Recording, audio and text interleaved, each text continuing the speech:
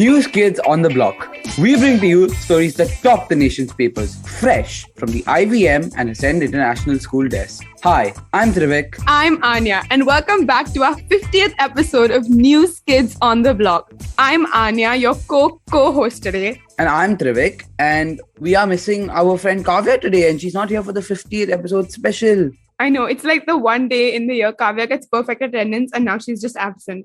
Terrible. Disgraceful, truly. Shall we get into our 50th episode, Trivik? Can you believe it's been 50 of these we've done? 50 episodes, Anya? Wow. I remember back in June, July when we would be preparing podcasts just to get ready to get to this point 1 year later with our own podcast, which now has 50 episodes out on Spotify, YouTube, or wherever you get your podcast from. So, Trivik, how does it feel? Well, we've already talked about how it feels to be doing 50 episodes. And I must say, it feels like quite the aesthetic with like all of this rain in the background and, you know, you and I on a call just talking about the news. Speaking of rain, what an incredible segue that was, Anya. Wow, thank you. Anya. Every year there is rain in India during the monsoons, and every year we hear all of these crazy stories about, you know, people carrying babies in baskets and children like creating rafts to get to school on the road because of the floods. And one state that actually gets the most rain in the year in all of India is Assam. And it's been about 3 days of rain in 3 days of like proper rain in Bombay. But in Assam, already as of June 29th, 2022, 11 people have died due to floods. 31.5 lakh people are affected, and there have been 12 fresh fatalities, according to a bulletin that was issued by the Assam State Disaster Management Authority. As I mentioned, 31.5 lakh people have been affected by this in 26 districts, and rivers that flow across Assam like the Brahmaputra, Beki, Kopeli, Barak and Kushiara rivers were flowing above the danger level. One of the reports we read suggested that the Silchar town was underwater, or well, most localities of it, and residents were facing severe shortage of food, drinkable water as well as medicines. The town has been submerged for the last 10 days, and the Deputy Commissioner Kirti Jali said that priority is being given to reach out to people, and the health department in all 28 municipal wards in Silchar have been put on alert to ensure the prevention of waterborne diseases. All in all, as of now, 548 houses have been damaged completely. 1,034 have been partially damaged, and there has been large-scale erosion reported in Barpeta, Biswant, Kokrajhar, Lakhimpur, Morigaon, Sonitpur, South Salmara, Tinsukia, Tamulpur, Nalbari, and Barpeta districts. So, of course, the rain is really getting to us. And along with the rain comes a plethora of other problems, like, of course, flooding and destruction of things and shortage of resources and rationing, but also disease. Recently, I read this article about how in Nepal, well, the headline said Nepal bans Pani Puri, but actually the Pani in the Pani Puri could lead to diseases like cholera, which is why they've banned it temporarily. But that being said, I think that since Assam is the state that receives the most rain, like I mentioned earlier, this is something that they're used to, but it's still quite unfortunate that we have to read stories like this. And yeah. Well, Anya, that's quite an interesting story. I think you've presented it very well.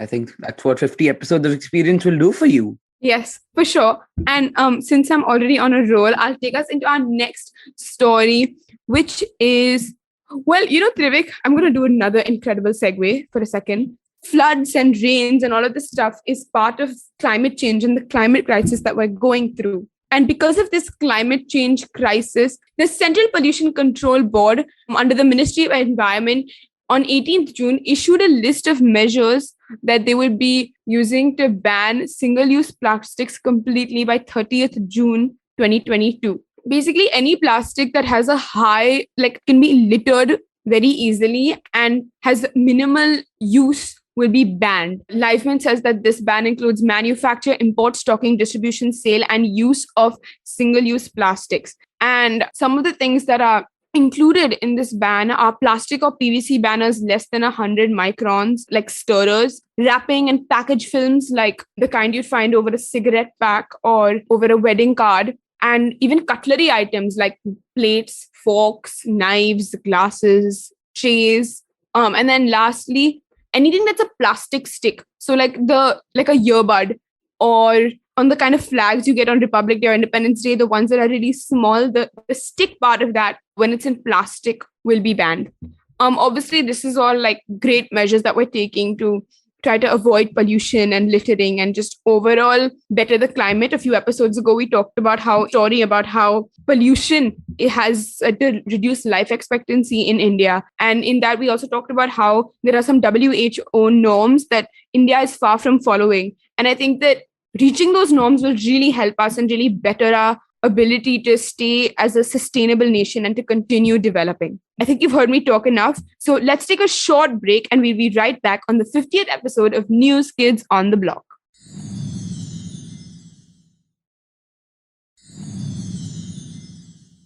Welcome back to News Kids on the Block. I'm your co-host, Anya, and I'll be handing it over to Trivik for our next stories of the day. Thank you, Anya. And with that, my story today is going to be just a little transfer window roundup on the world of football.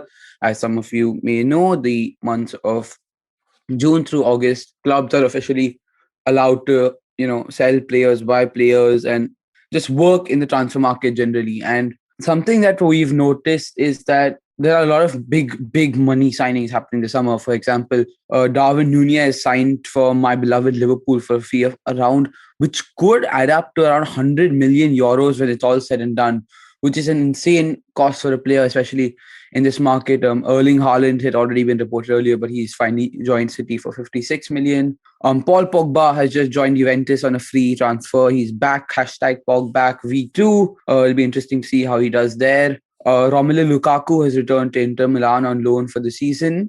And there's also a lot of transfer business going on. Rafinha is being heavily pursued by Arsenal, Chelsea, and Barcelona, whereas the De Jong to Manchester United saga continues to go on, with De Jong keen to stay at Barca, however, the club looking to offload him in order to gain economic profit. So we'll have to see how the situation there develops, whether De Jong will eventually end up going to Man United or will he stay at Barca and be given another chance to prove himself. I guess we'll have to find out.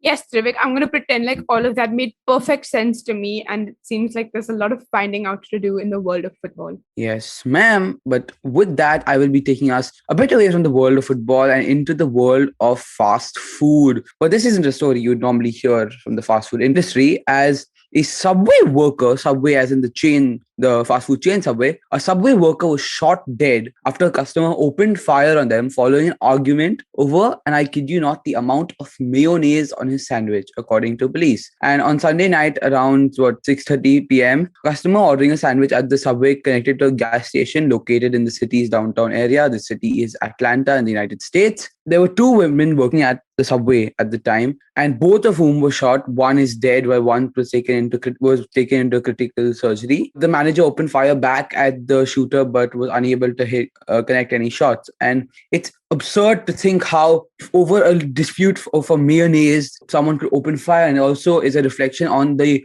gun violence in the United States and how it's so easy for anyone to acquire a gun, for anyone to carry a gun anywhere, that it can also lead to unsafe situations like this. And Anya, what do you think? I agree completely, Trivik.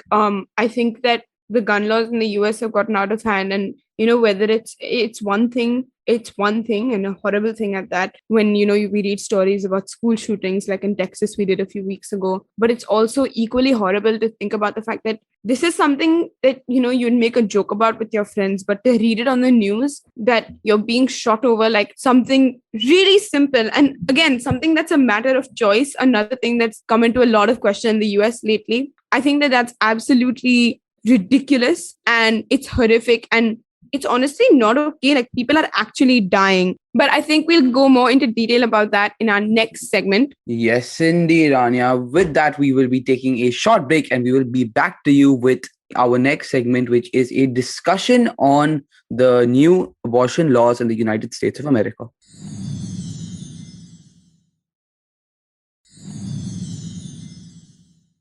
Welcome back to News Kids on the Block. I'm your co-host for the day, actually. Whoa, that feels weird to say.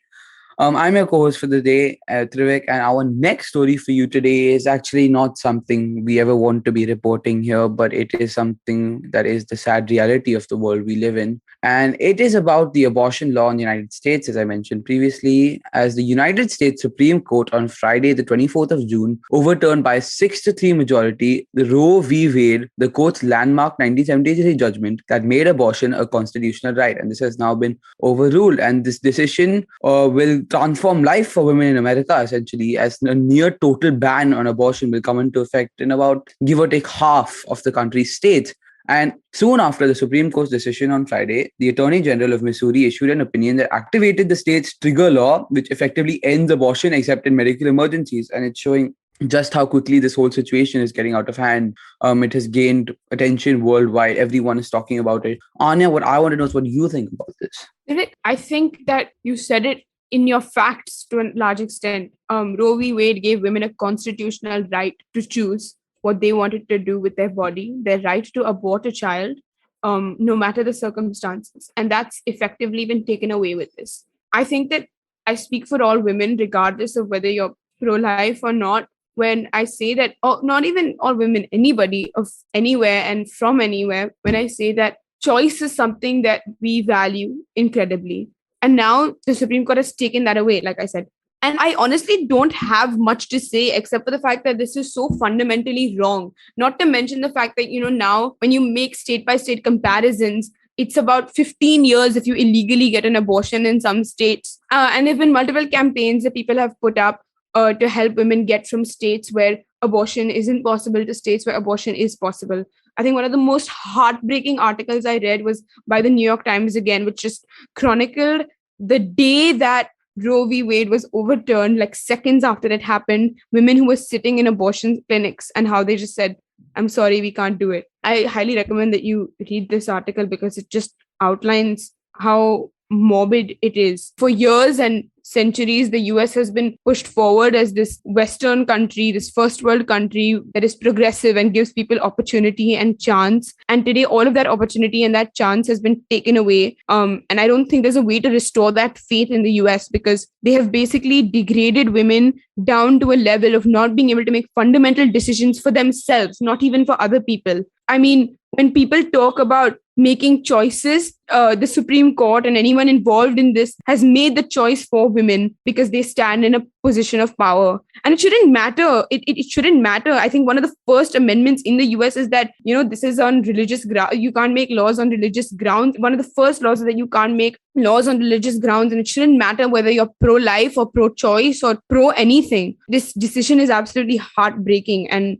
Trivik, we talked about this in the last story also. Today in the US, a gun has more rights than a woman. And I think that just sums up this entire thing. I think you're completely right, Anya. I think essentially what they've done is they've removed the women's right to make a choice. And what I believe is they can't force abortion on anyone, but to take away the right completely, that is the absurd thing they've done. Because every woman should be entitled to their own choice. It's their body, it's their life. They should be free to live it as they please. And what I'm also reading is that they've completely disregarded the women while making this decision, and they've completely taken away the women's rights to make the choice for themselves. And this is also a lack of, as we see, you mentioned that the US are a progressive country, or they are viewed worldwide as a progressive country. This is not progression. This is not growing as a country. This is putting them at least if they've taken 5 steps forward since, say, 2010, this is 10 steps back. This is putting them completely behind, and it's lost the trust of the women of your country. You lost the trust of everyone in your country, essentially, who you should have. And I don't see how the decision makes any sense, because if it's someone's body, it's their choice to make their own decision.